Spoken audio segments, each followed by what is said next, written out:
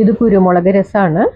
ഇത് ഉണ്ടാക്കാൻ വേണ്ട ഇൻഗ്രീഡിയൻസ്: കുരുമുളക് 1 ടേബിൾ സ്പൂൺ, മല്ലി 1.5 ടേബിൾ സ്പൂൺ, ജീരകം 1.5 ടീസ്പൂൺ, കടുക് 1.5 ടീസ്പൂൺ, വെളുത്തുള്ളി 12 അല്ലി, ചെറിയുള്ളി 5 എണ്ണം, പുളി നാരങ്ങ വലുപ്പത്തിൽ ഉള്ള ഉരുള, ചുവന്ന മുളക് 2 എണ്ണം, കറിവേപ്പില 2 തണ്ട്, വെളിച്ചെണ്ണ 2 ടേബിൾ സ്പൂൺ, കല്ലുപ്പ് 1 ടീസ്പൂൺ, വെള്ളം 5 കപ്പ്, മഞ്ഞൾപ്പൊടി 1/2 ടീസ്പൂൺ. ഇനി രസം ഉണ്ടാക്കാൻ വേണ്ടിയിട്ട് പുളി കുതിർക്കാൻ വെക്കുക. ഇനി മല്ലി, ജീരകം, വെളുത്തുള്ളി, ഉപ്പ്, കുരുമുളക് എല്ലാം കൂടെ നല്ലതുപോലെ അരയ്ക്കുക. ഇതുപോലെയാണ് അരച്ചെടുക്കേണ്ടത്.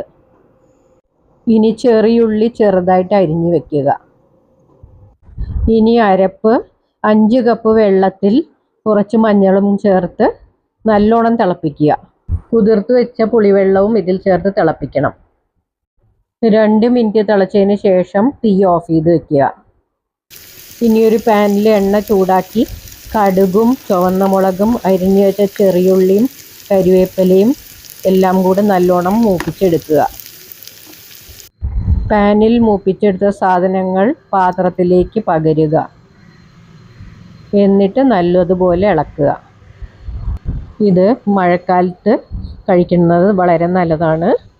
അത് രോഗപ്രതിരോധ ശേഷിയും അതുമാതിരി ശരീരത്തിന് ചൂട് നൽകുന്ന ഒരു കറിയാണത്. ചൂടോടുകൂടി ചോറിൻ്റെ കൂടെ കഴിക്കാൻ ഇത് രുചിയുള്ള ഒരു കറിയാണ്. ചൂടോടുകൂടി തന്നെയാണ് കഴിക്കേണ്ടതും. ഇതുപോലെ ചോറിൽ നല്ലോണം രസം ഒഴിച്ച് കഴിക്കുന്നതാണ് നല്ലത്.